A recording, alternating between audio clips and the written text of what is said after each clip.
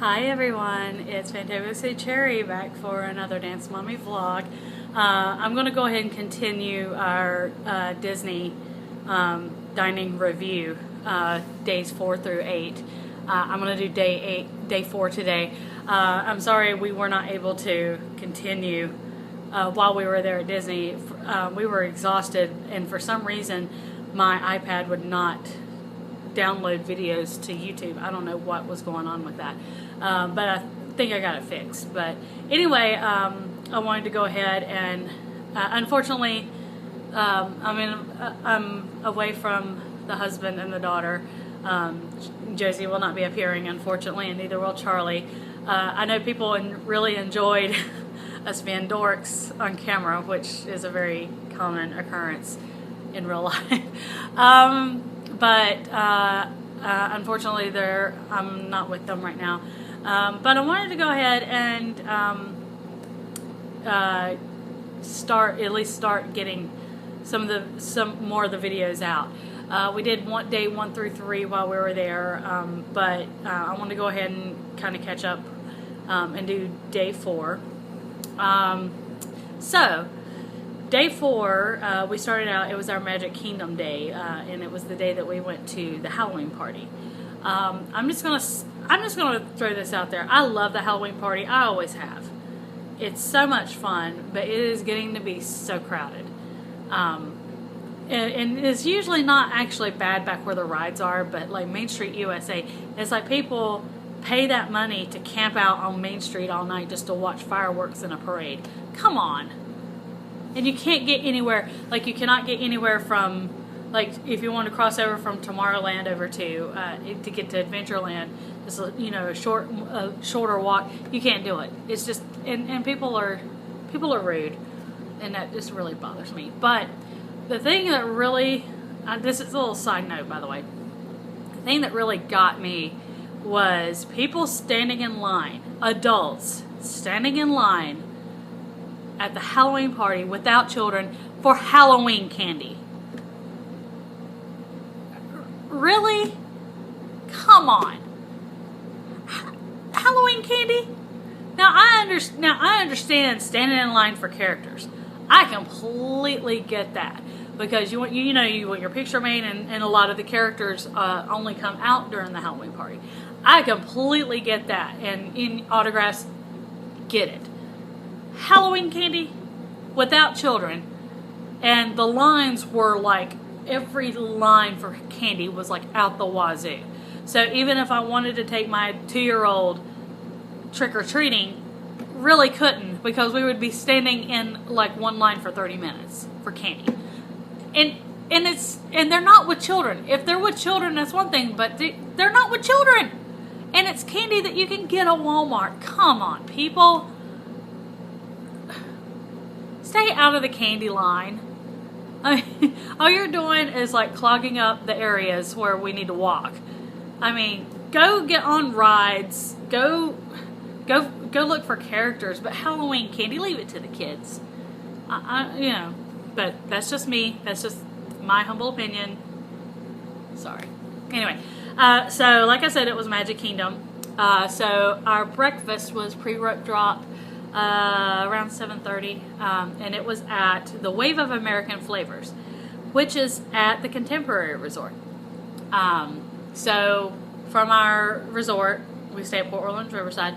We took an early bus over to Magic Kingdom. We could have ridden the monorail. I think it was running, but it was actually faster because it was making its rounds like towards the TTA, Ticket and Transportation Area. And the other resorts. So we just walked over from the Magic Kingdom bus area. They have a little walkway over to Contemporary, and you're there in like 5 or 10 minutes. So we walked over there. The Wave of American Flavors, I want to say, is on the 3rd floor. It's either 2nd or 3rd floor. It's kind of a hidden gem, even though it's on the monorail loop. Most restaurants in the hotels in the monorail loop are usually super busy. This was not. I mean, there was like 3 people in there. So if you're looking for a good place to eat that's off the beaten path and it's a little bit more quiet, and you don't mind a little short monorail ride from Magic Kingdom or a walk over from Magic Kingdom, I highly recommend this place. For breakfast they do have an a la carte menu, but they also have a breakfast buffet, and that's why we did it. I think I've explained this in other videos. We did a lot of buffets, particularly characters, but this is not a character. But we did a lot of buffets, so that way Josie could eat off of our plate, and it was a little bit more economical because we wanted to make sure she had plenty to eat. I really liked it. It was nice and quiet. You know, I did not get our waitress's name, but I mean, all she did really was keep our glasses full and just checked on us. They have the thing that stood out on the menu for this, for me at least, was the Eggs Benedict. It was really good. But, you know, in summation, I really recommend this place. If you're looking for, like I said, a nice quiet place to eat, off the beaten path, away from Main Street USA, away from the park. Especially for breakfast, I highly recommend Wave of American Flavors. So, anyway, so for lunch, we went to the Plaza Hotel. The Plaza restaurant. Plaza is on Main Street USA. So, like, when you're going towards the castle, at the very end of Main Street USA, you have the Plaza Ice Cream Parlor across Main Street from Casey's Corner. Over on the right hand side, in like this little nook, like when you turn to go through the noodle place to get to Tomorrowland, the Plaza restaurant's just kind of tucked in there. I never even realized they had a restaurant in there. But we did have reservations. But I heard from the people that were in front of us that they were running late because it was raining, and it like had a torrential downpour not long before we got there. So people took a little bit longer to eat, so they didn't have to go out in the rain. I mean, come on, people, that's what ponchos are for. So anyway, but yeah, they were taking people, but I also heard from people in front of us, they were taking people without reservations ahead of the people who had reservations, which, if that is the case, I didn't see it, but if that's the case, that's a big no-no to me. I mean, that's why we have the ADRs, or advanced dining reservations. But anyway, we were a little bit late for our thing, but like I said, they were seating late because of the rain, so it worked out okay. Once we got seated, our waitress, her name was Deborah. She was fantastic. She had things that she recommended, and she was Johnny on the spot with the drinks and with the recommendations. So I give her a big thumbs up. So if you go there and you get Deborah, you're going to be in good hands. She actually, the computer system was down for the, scanning the magic band. See, I'll point to it like it's still on my wrist. Come on. But the computer system was down, so while we were waiting, she actually brought out fries, a basket of fries for free, which was heaven to Josie. So she really kind of saved the day with that. So I had for my appetizer, I had the side salad with ranch, which was pretty good. Not the best salad I ever had, but definitely not the worst. I mean, it was actually good. The ranch was really good. Charlie also had a side salad with ranch. So, Now Josie, for her meal, we bought her the grilled chicken tenders with fries. I think she liked those even more than regular chicken tenders. I mean, she was noshing those things. And yeah, she loved it.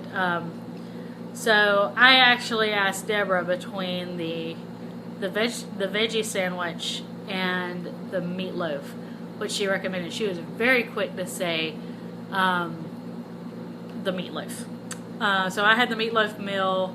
I asked for no gravy, and they complied with that. I was very happy about that. And it comes with mashed potatoes and corn.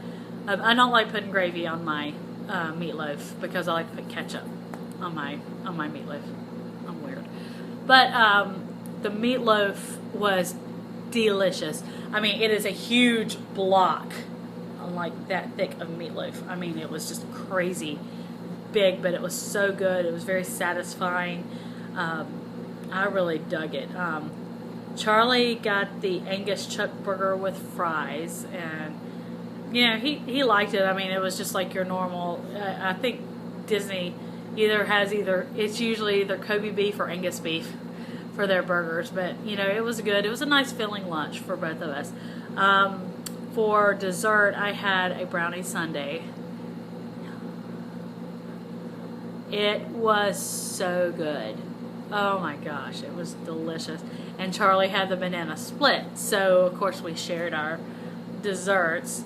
Now Josie got chocolate chip cookies for her dessert, but she wanted was our ice cream, which is very typical. But yeah, it was the food was really, really good. I give a very big thumbs up to the Plaza. If it's if you want something other than a quick service, I mean, it's not like Liberty Tree Tavern or Crystal Palace, but if you want something that's kind of a little hidden gem, a little bit more quiet, I highly recommend the Plaza. So good job. Okay, so for dinner, we took the monorail over to the Grand Floridian, and I clench my teeth when I say that, the Grand Floridian, and went to the character buffet at 1900 Park Faire. We've done this buffet before, and it's always fantastic. And once again, Josie, we just kind of had a little side plate, and we just put stuff from our plates onto Josie's. And the food was good. Carlos was our waiter. He was really, really good. I think he was from Caracas, maybe? I should have put it down. But he was a very, very good waiter, so you'll be in good hands if you wind up with Carlos at 1900 Park Faire. But this place, and the food was pretty good. They no longer have the prime rib, the fresh cut prime rib, but they have like other meats. I think like a herb crusted pork loin or something like that. But the food is pretty good. It wasn't actually as good as I remember it, but I mean, it was still good. It's still a buffet. But the thing about this place is the character interaction. The character interaction at 1900 Park Faire is some of the absolute best on property. The first one who came to our table was Prince Charming, and he was not your typical stick in the mud Prince Charming, but he was very, Josie, was, of course, hi, it's Prince Charming. And of course Charlie had to tell him, she's not ever allowed to date, and he was like, well, I'm married, so it's okay. But he was very playful and very great interaction with Prince Charming. And then next came Cinderella, a very good Cinderella, I have to say.